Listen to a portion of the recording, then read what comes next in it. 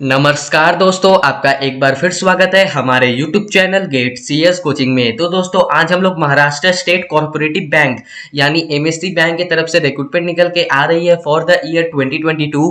आगे बढ़ने से पहले मैं आप लोगों को बता दूं, इसमें आप ऑल इंडिया अप्लाई कर सकते हो। साथ ही साथ यहाँ पर आपकी फुल टाइम जॉब रहने वाली है। सॉरी टू से, बट अगर आप फ्रेशर हो तब आप इसके लिए अप्लाई नहीं कर सकते, क्योंकि इसमें मिनिमम एक्सपीरियंस मांगा गया है। ठीक है, इतना ही नहीं, इसमें BTech, MSc, MCA in computer science, information technology, electrical and electronics engineering, electrical and communication engineering वाले कैंडिडेट्स अप्लाई कर सकते हैं। तो अगर आप एलिजिबल हो तो प्लीज पूरा वीडियो देखिएगा। अगर आपको ये वीडियो अच्छा लगता है तो प्लीज इस वीडियो को भी एक लाइक कर दीजिएगा। अगर आप हमारे यूट्यूब चैनल पे नहीं हो, पहली बार वीडियो देख रहे हो, तो प्लीज हमारे यूट्यूब चैनल को भी सब्सक्राइब कीजिएगा। तो समय ना वेस्ट करते हुए वीडियो को शुरू करते हैं। तो इन्होंने जो यहाँ पर रिक्रूटमेंट निकाली है वो इंफॉर्मेशन टेक्नोलॉजी स्पेशलाइज्ड ऑफिसर्स यानी जूनियर ऑफिसर्स के पोस्ट के लिए इन्होंने यहाँ पर रिक्रूटमेंट निकाली है। ठीक है, अब बात करें इसकी इंपॉर्टेंट डेट्स के बारे में, तो जो इसका जो ऑनलाइन एप्लीकेशन का जो लिंक है वो 9 अगस्त 2022 को ऑलरेडी ये लोग पब्लिश कर चुके हैं। ठीक है, और जो इसका ऑनलाइन एप्लीकेशन रजिस्ट्रेशन डेट है वो 9 अगस्त 2022 से चालू हो चुका है। ठीक है, मतलब इसका जो ऑनलाइन एप्लीकेशन है वो 9 अगस्त 2022 से चालू हो चुका है। और जो इसका लास्ट डेट रहने वाला है ऑनलाइन पेमेंट करने का, साथ ही साथ एप्लीकेशन फॉर्म भरने का, वो 29 अगस्त 2022 रखा गया है। तो समय बहुत ही कम है, तो जितना जल्दी हो सके आप इसके लिए अप्लाई कर दीजिए, क्योंकि एक बहुत ही बढ़िया जॉब अपॉर्चुनिटी रहने वाला है। ठीक है, और मैं बता दूं कि आपको सिर्फ और सिर्फ एक ही पोस्ट के लिए अप्लाई करना है। ठीक है, आपको सिर्फ और सिर्फ एक ही पोस्ट के लिए अप्लाई करना है। अगर मैं इस बैंक के बारे में बताऊं तो ये एक महाराष्ट्र स्टेट कॉर्पोरेटिव बैंक है। ठीक है, जो कि मुंबई में आपका है। ठीक है, मुंबई में ये बैंक है और इसको हम लोग एमएससी बैंक के नाम से भी जानते हैं। और ये जो बैंक है वो एक लीडिंग एपेक्स कॉर्पोरेटिव बैंक है महाराष्ट्र का, और ये बैंक 1911 में एस्टेब्लिश किया गया था।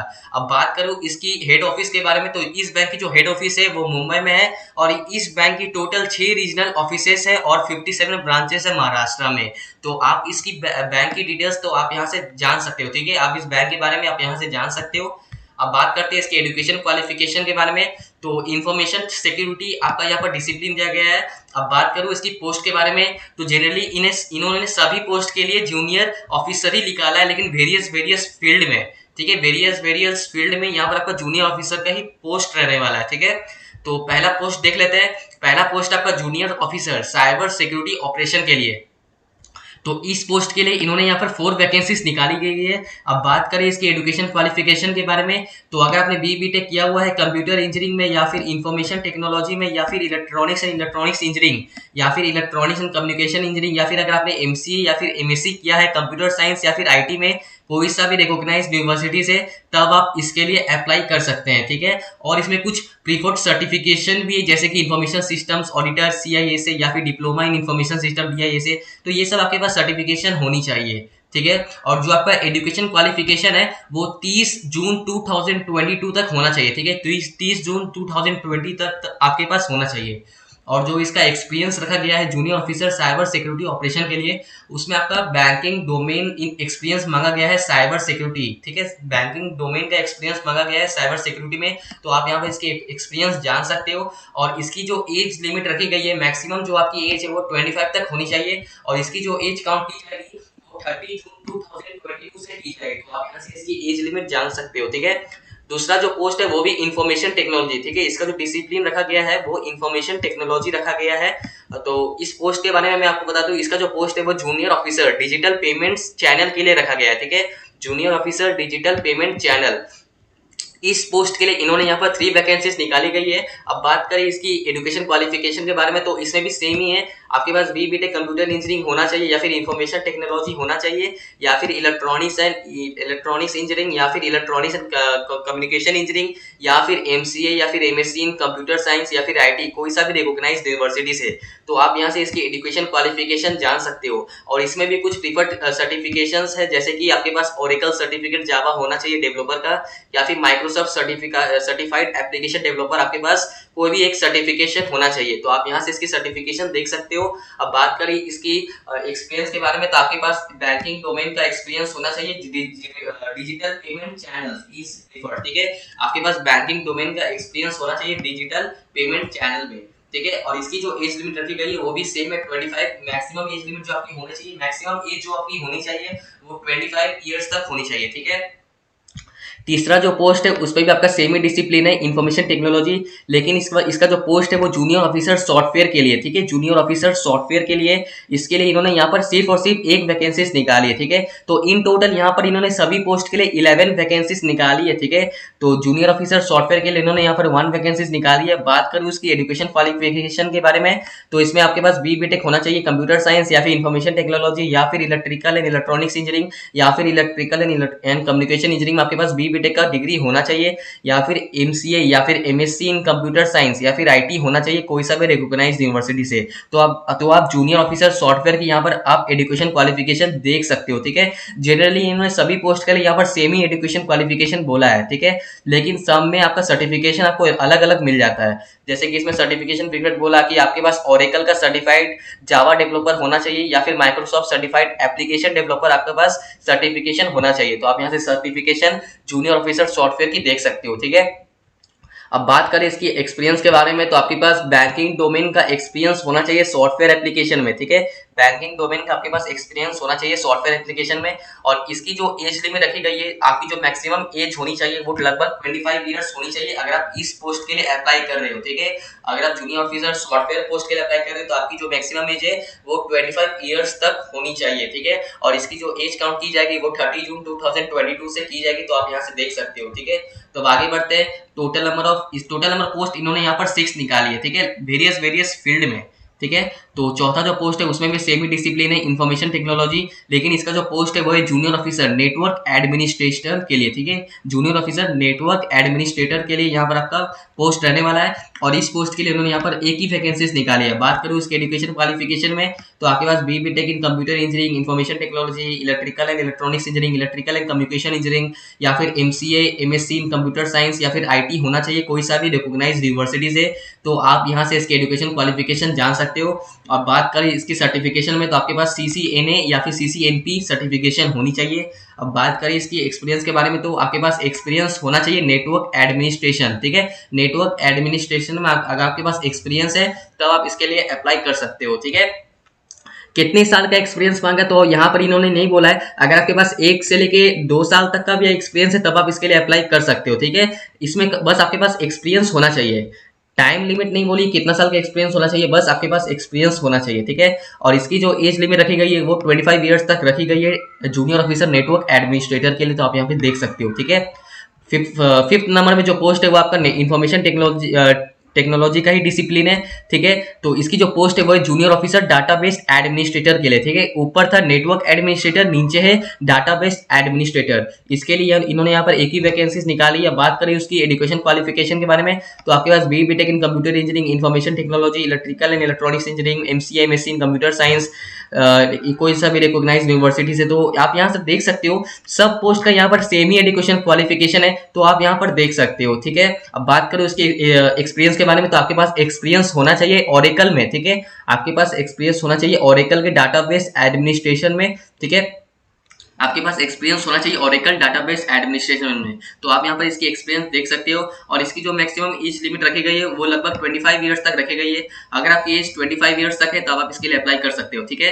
6 नंबर जो पोस्ट है उसमें भी सेमी डिसिप्लिन है, इंफॉर्मेशन टेक्नोलॉजी, लेकिन जो इसका पोस्ट है वो है जूनियर ऑफिसर सर्वर एडमिनिस्ट्रेटर, ठीक है। इसमें टोटल 3 एडमिनिस्ट्रेटर है, officer server administrator, office database administrator और एक नेटवर्क एडमिनिस्ट्रेटर। तो आप यहाँ से इसकी पोस्ट जान सकते हो, ठीक है। जूनियर ऑफिसर सर्वर एडमिनिस्ट्रेटर के लिए इन्होंने यहाँ पर एक ही वैकेंसीज निकाली है। इसमें भी आपका सेमी एजुकेशन क्वालिफिकेशन रहने वाला है, तो आप यहाँ पर देख सकते हो, ठीक है। अब बात करें उसकी सर्टिफिकेशन के बारे में, तो आपके पास माइक्रोसॉफ्ट का सर्टिफाइड सॉल्यूशन एक्सपर्ट होना चाहिए और क्या या फिर रेड हैट सर्टिफाइड सिस्टम आपके पास होना चाहिए, ठीक है। एडमिनिस्ट्रेटर RSCSA या फिर red hat certified engineer RSCE।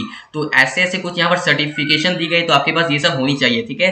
अब बात करूँ इसकी एक्सपीरियंस के बारे में, तो आपके पास एक्सपीरियंस होना चाहिए सर्वर या फिर विंडोज में या फिर लिनक्स में एडमिनिस्ट्रेशन, ठीक है। आपके पास एक्सपीरियंस होना चाहिए सर्वर एडमिनिस्ट्रेशन का विंडोज में या फिर लिनक्स में। तो आप यहाँ पर इसकी एक्सपीरियंस देख सकते हो। और इसकी जो एज लिमिट रखी गई है वो भी सेम ही है, अगर आपकी एज 25 ईयर्स तक है तब आप इसके लिए अप्लाई कर सकते हो, ठीक है। अब जानते हैं वेरियस पोस्ट वाइज इन्होंने यहाँ पर स्किल्स निकाली है, ठीक है। अलग अलग पोस्ट के लिए अलग अलग यहाँ पर स्किल्स निकाली हुई है। जैसे कि junior officer cyber security operations के लिए आपके पास ये सब स्किल्स होनी चाहिए, तो आप यहाँ से स्किल्स जान सकते हो, ठीक है। आप यहाँ से स्किल्स देख सकते हो। और junior officer digital payment channel developer के लिए आपके पास ये सब स्किल्स होनी चाहिए। तो आप यहाँ से सारी स्किल्स जान सकते हो, ठीक है। एक एक स्किल्स आप यहाँ से जान सकते हो। बाय द वे मैं इस पीडीएफ का लिंक आपको डिस्क्रिप्शन बॉक्स में प्रोवाइड कर दूंगा, तो आप वहां पर इजिली एक एक पॉइंट्स अच्छे से पढ़ पाओगे, ठीक है। तीसरा जो पोस्ट है वो है जूनियर ऑफिसर सॉफ्टवेयर के लिए। तो इसकी जो स्किल्स मांगी गई तो आप यहाँ पर देख सकते हो, जैसे कि development using Java, SQL, PL, SQL, ठीक है। तो ऐसे ऐसे यहाँ पर स्किल्स मांगी गई तो आप यहाँ पर देख सकते हो, ठीक है। चौथा जो पोस्ट है वो भी जूनियर ऑफिसर नेटवर्क एडमिनिस्ट्रेटर। इसकी जो यहाँ पर स्किल दी गई तो आप यहाँ पर जान सकते हो, ठीक है। पांचवा नंबर जो स्किल गया है वो है जूनियर ऑफिसर डाटाबेस एडमिनिस्ट्रेटर। इसकी भी स्किल्स आप यहाँ पर जान सकते हो, ठीक है। मतलब सभी पोस्ट के लिए इन्होंने अलग अलग स्किल्स निकाली गई है। अगर आपके पास इसमें भी कोई सा भी एक या फिर दो स्किल है तो चल जाएगा, ठीक है। कोई सा भी स्किल आपके पास होना चाहिए। और 6 नंबर जो पोस्ट है वो है जूनियर ऑफिसर सर्वर एडमिनिस्ट्रेटर। इसके लिए भी कई सारी स्किल्स निकाली गई तो आप यहाँ पर इसकी स्किल्स देख सकते हो, ठीक है। और बात करूँ इसकी एलिजिबिलिटी क्राइटेरिया के बारे में, तो आपका ग्रेजुएशन में या फिर पोस्ट ग्रेजुएशन में कम से कम आपका 50% मार्क्स होना चाहिए, ठीक है। एग्रीगेट आपका 50% मार्क्स होना चाहिए ग्रेजुएशन में या फिर पोस्ट ग्रेजुएशन में। इसमें सभी कैंडिडेट्स के लिए बोला है, अगर आप ओबीसी के हो या फिर SC ST फिजिकली हैंडीकैप हो या फिर PWD कैंडिडेट्स हो, तब भी आपका 50% मार्क्स होना चाहिए ग्रेजुएशन या फिर पोस्ट ग्रेजुएशन में, ठीक है। सभी कैंडिडेट्स के लिए यहाँ पर बोला गया है। और आपका जो good physical and mental health होना चाहिए, ठीक है। आपका good physical and mental health होना चाहिए। कोई सा भी तरह का डिजीज आपको उस समय नहीं होना चाहिए, ठीक है। क्योंकि ये महाराष्ट्र का रिक्रूटमेंट है, जो इसकी जो लोकल लैंग्वेज होती है मराठी, वो आपको लिखना पढ़ना और बोलना आना चाहिए, ठीक है। जो इसके लोकल लैंग्वेज होती है वो होती है मराठी, उसको आपको लिखना पढ़ना और बोलना आना चाहिए, क्योंकि एक महाराष्ट्र का रिक्रूटमेंट है, ठीक है। तो इसकी जो लोकल लैंग्वेज है तो आपको तो आना ही चाहिए, क्योंकि ये बैंक का जॉब है। बैंक में तो आपको कस्टमरों से आपको डील करना पड़ेगा, ठीक है। तो उसके आप लोग तो लोकल लैंग्वेज में ही उनसे बात करोगे, तो आपको यहाँ पर लिखना पढ़ना और बोलना आना चाहिए, ठीक है। अब बात करो इसकी सैलरी के बारे में, तो इसमें जो आपकी जो सैलरी रहेगी ग्रॉस सैलरी, वो आपको 45,000 पर मंथ आपको यहाँ पर सैलरी दी जाएगी, ठीक है। 45,000 पर मंथ आपको सैलरी दी जाएगी जूनियर ऑफिसर के पोस्ट के लिए। इन सभी फील्ड में आपको 45,000 ग्रॉस सैलरी आपकी रहेगी पर मंथ जूनियर ऑफिसर के पोस्ट के लिए, ठीक है। और ये बेसिक और ये आपकी ग्रॉस सैलरी है, उसमें कई सारे अलाउंसेस ऐड होगी, जैसे कि eligible perks, facilities as per bank policies. तो मतलब आप समझ ही चलिए कि 45,000 आपका ग्रॉस सैलरी रहने वाला है, उसमें साथ ही साथ बहुत सारे पर्क्स, फैसिलिटीज भी आपको मिलेगी, ठीक है। अब बात करें कि आप इसके लिए अप्लाई कैसे करोगे, तो सबसे पहले इन्होंने यहाँ पर 3 स्टेप बताई गई है। सबसे पहले आपको एप्लीकेशन रजिस्ट्रेशन करवाना पड़ेगा, फिर आपका पेमेंट ऑफ फीस होगा, ठीक है। और उसके बाद आपको डॉक्यूमेंट स्कैन करके अपलोड करना है। तो यहाँ पर आपको इन्होंने यहाँ पर 3 स्टेप दिया है, तो आपको इन्हीं 3 स्टेप के माध्यम से आपको यहाँ पर अप्लाई करना है, ठीक है। तो पहले देख लेते हैं आपको क्या क्या डॉक्यूमेंट अपलोड करना है, कौन से साइज में। तो आपको यहाँ पर फोटोग्राफ अपलोड करना है, यहाँ पर साइज दिया गया है तो आप यहाँ पर साइज देख सकते हो। फिर आपको सिग्नेचर स्कैन करके अपलोड करना है, तो आप यहाँ पर देख सकते हो, ठीक है। एप्लीकेशन फीस आपका नॉन रिफंडेबल होने वाला है। एक बार एप्लीकेशन फीस पेमेंट करने के बाद आपको वो जो फीस है वो रिफंड नहीं होगा। तो अगर आप एलिजिबल हो तभी आप यहाँ पर एप्लीकेशन फीस को पेमेंट करिएगा। और जो फीस पेमेंट का डेट दिया गया है वो 9 अगस्त से लेकर 29 अगस्त तक दिया गया है। तो अभी आपके पास समय है, तो आप एप्लीकेशन फीस फिलअप कर सकते हो। अब बात करूँ कि आप इसके लिए अप्लाई कैसे करोगे, तो मैं इसका अप्लाई लिंक, साथ ही साथ इसका रजिस्ट्रेशन का लिंक आपको डिस्क्रिप्शन बॉक्स में प्रोवाइड कर दूंगा, तो आप वहां पर इजिली जाकर चेकआउट कर सकते हो। साथ ही साथ इसका ऑफिशियल वेबसाइट का लिंक भी मैं आपको डिस्क्रिप्शन बॉक्स में दे दूंगा, ठीक है। तो आप वहां पर जाके अप्लाई कर सकते हो, ठीक है। तो अप्लाई ऑनलाइन आपको क्लिक करना है इसकी ऑफिशियल वेबसाइट पे जाके, तो आप यहाँ पर देख सकते हो। मैं इसका लिंक आपको डिस्क्रिप्शन बॉक्स में प्रोवाइड कर दूंगा, ठीक है।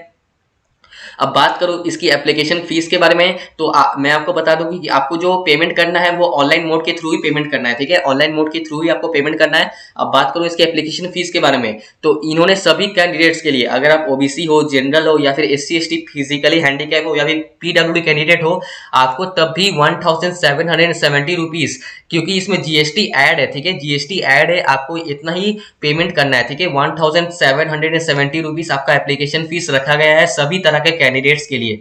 तो आप यहाँ पर देख सकते हो एप्लीकेशन फीस थोड़ी सी ज्यादा है, ठीक है। एप्लीकेशन फीस थोड़ी सी ज्यादा है क्योंकि ये बैंक है ना, बैंक का जॉब है, तो इसमें थोड़ी सी एप्लीकेशन फीस यहाँ पर आपकी ज्यादा रखी गई है, ठीक है। आपको ऑनलाइन मोड के थ्रू ही पेमेंट करना है। कोई अदर मोड अगर आप पेमेंट करते हो तो वो एक्सेप्ट नहीं किया जाएगा। आपको जो पेमेंट करना है वो डेबिट कार्ड या फिर क्रेडिट कार्ड या फिर इंटरनेट बैंकिंग या फिर कैश कार्ड, मोबाइल वॉलेट के थ्रू आप यहाँ पर पेमेंट कर सकते हो, ठीक है। आप पेमेंट कर सकते हो, ठीक है। अब बात करें इसकी कुछ गाइडलाइंस या फिर स्कैनिंग ऑफ अपलोडिंग डॉक्यूमेंट्स, तो यहाँ पर आप देख सकते हो क्या क्या डॉक्यूमेंट अपलोड करना है।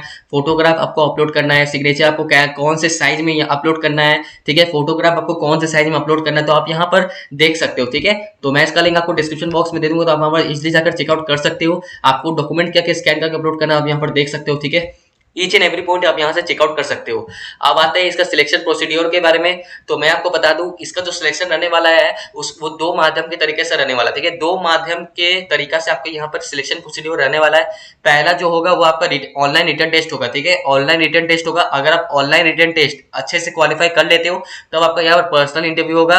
अगर आप पर्सनल इंटरव्यू भी क्वालिफाई कर लेते हो तो आपको यहाँ पर परमानेंट जॉब मिल जाएगी, ठीक है। तो इसमें दो आपका बेसिस पे आपका सिलेक्शन होने वाला है। पहला होगा ऑनलाइन रिटन टेस्ट, साथ ही साथ पर्सनल इंटरव्यू, ठीक है। तो पैटर्न जान लेते हैं ऑनलाइन रिटन टेस्ट का। तो इसमें आपके 4 सेक्शन रहने वाली है, ठीक है। ऑनलाइन रिटन टेस्ट में आपके यहाँ पर 4 सेक्शन रहने वाली है। पहला जो सेक्शन होगा वो होगा प्रोफेशनल नॉलेज। इसके लिए आपको 40 क्वेश्चंस मिली जाएंगी और ईच क्वेश्चन आपका 2 मार्क्स का रहेगा, ठीक है। दूसरा जो सेक्शन है वो आपका होगा इंग्लिश। इसके लिए भी टोटल क्वेश्चन आपका 40 पूछा जाएगा और ईच क्वेश्चन आपका कैरी करेगा 1 मार्क, तो आपका हो गया 40 मार्क्स, ठीक है। तीसरा जो सेक्शन होगा वो होगा बैंकिंग एंड जनरल अवेयरनेस, ठीक है। इसके लिए आपको टोटल क्वेश्चन पूछा जाएगा 40 और ईच क्वेश्चन आपका होगा 1 मार्क्स कैरी करेगा, तो आपका हो गया 40 मार्क्स, ठीक है। चौथा जो सेक्शन होगा वो होगा क्वांटिटेटिव एंड न्यूमेरिकल एबिलिटी और इसके लिए आपको पूछे जाएंगे 40 क्वेश्चन और ईच क्वेश्चन कैरी करेगा 1 मार्क्स। तो यहाँ पर आप देख सकते हो कि आपको आपकी जो टेस्ट होगा उसमें आपको टोटल 160 क्वेश्चन पूछा जाएगा और 160 क्वेश्चंस के लिए आपको यहाँ पर 200 मार्क्स है, ठीक है। 160 क्वेश्चन के आपके पास यहाँ पर 200 मार्क्स है। अब बात करूँ इसकी वर्जन के बारे में, तो यहाँ पर सिर्फ बोला गया है ओनली इंग्लिश वर्जन, मतलब जो आपका पेपर रहने वाला है वो सिर्फ इंग्लिश वर्जन का रहने वाला है। आपको पेपर भी लिखना पड़ेगा इंग्लिश में, ठीक है। और आपको 160 क्वेश्चन के लिए आपको दी जाएगी 2 घंटे, ठीक है। 2 घंटे आपको पेपर लिखने के लिए दी जाएगी, यानी 120 मिनट्स आपको पेपर लिखने के लिए दी जाएंगी, ठीक है। और मैं बता दूं कि the online written test will be only in English language, ठीक है। ओनली इन इंग्लिश लैंग्वेज, सिर्फ और सिर्फ इंग्लिश लैंग्वेज में ही आप यहाँ पर ऑनलाइन रिटन टेस्ट दे सकते हो, ठीक है। कोई भी अदर लैंग्वेज में आप यहाँ पर इंग्लिश टेस्ट नहीं दे सकते। सिर्फ और सिर्फ इंग्लिश के लैंग्वेज में ही आप यहाँ पर ऑनलाइन रिटन टेस्ट दे सकते हो, ठीक है। और यहाँ पर स्कोर ही बता दिया कि candidates have to score minimum 50%, that is 100 marks for qualifying marks for being shortlisted for further personal interview. यानी आपका यहाँ पर 200 मार्क्स का यहाँ पर आपका टेस्ट होने वाला, ठीक है। तो उसमें से आपको कम से कम 100 मार्क्स लाने पड़ेंगे, ठीक है। 200 मार्क्स का आपका यहाँ पर टेस्ट होने वाला है, उसमें से कम आपको यहाँ पर 100 मार्क्स लाने पड़ेंगे क्वालिफाई करने के लिए। अगर आप 100 मार्क्स लाते हो 200 में तब आप यहाँ पर क्वालिफाई हो जाओगे, फिर आपको शॉर्टलिस्टेड किया जाएगा पर्सनल इंटरव्यू के लिए, ठीक है। तो अगर आप अच्छे से पर्सनल इंटरव्यू क्रैक कर देते हो तो आपका यहाँ पर परमानेंट जॉब लग जाएगा। और जो आपको जो मेरिट लिस्ट निकलेगा, ठीक है, और जो आपका यहाँ पर जो फाइनल मेरिट लिस्ट निकलेगा वो ऑनलाइन रिटन टेस्ट और इंटरव्यू के स्कोर को मिलाकर ही आपका यहाँ पर फाइनल मेरिट लिस्ट निकलेगा, ठीक है। Online written test plus interview को मिलाकर ही आपका यहाँ पर फाइनल मेरिट लिस्ट निकलेगा, ठीक है। तो मैं तो बोलूंगा आप यहाँ पर एग्जामिनेशन की तैयारी अच्छे से करिएगा, ठीक है। अब बात करते हैं इसकी एग्जामिनेशन सेंटर के बारे में। तो इसका जो ऑनलाइन रिटन टेस्ट है वो इसका जो ऑनलाइन रिटन टेस्ट है वो मुंबई में ले जाएगा, पुणे में होगा, नागपुर में होगा, ठीक है, औरंगाबाद में होगा, नांदेड़, कोल्हापुर। तो ऐसे ऐसे यहाँ पर कुछ सेंटर्स दी गई, तो आप यहाँ पर देख सकते हो ऐसे ऐसे जगहों पे ऐसे ऐसे सेंटर्स पे आपका यहाँ पर ऑनलाइन रिटन टेस्ट होने वाला है, ठीक है। और मैं बात करूं कि आपका जो पर्सनल इंटरव्यू होगा वो सिर्फ और सिर्फ मुंबई में आपका होने वाला है, ठीक है। एग्जामिनेशन तो आपका बहुत सारे सेंटर्स दी गई है, जैसे कि मुंबई, पुणे, नागपुर, ऐसे ऐसे सेंटर्स में आपका ऑनलाइन रिटन टेस्ट हो जाएगा।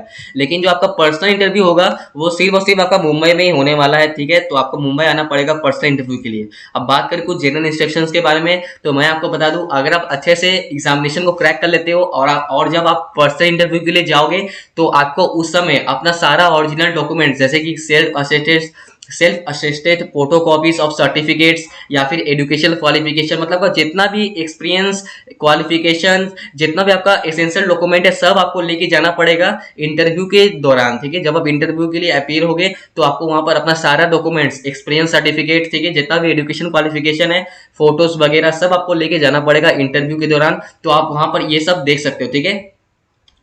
तो दोस्तों आज हमारी वीडियो यहीं तक थी। अगर हमारा वीडियो आपको अच्छा लगता है तो प्लीज से हमारे वीडियो को एक लाइक कर दीजिएगा। अगर आप हमारे यूट्यूब चैनल पे नहीं हो, पहली बार वीडियो देख रहे हो, तो प्लीज हमारे यूट्यूब चैनल को भी सब्सक्राइब कीजिएगा, ठीक है। तब तक के लिए बाय दोस्तों।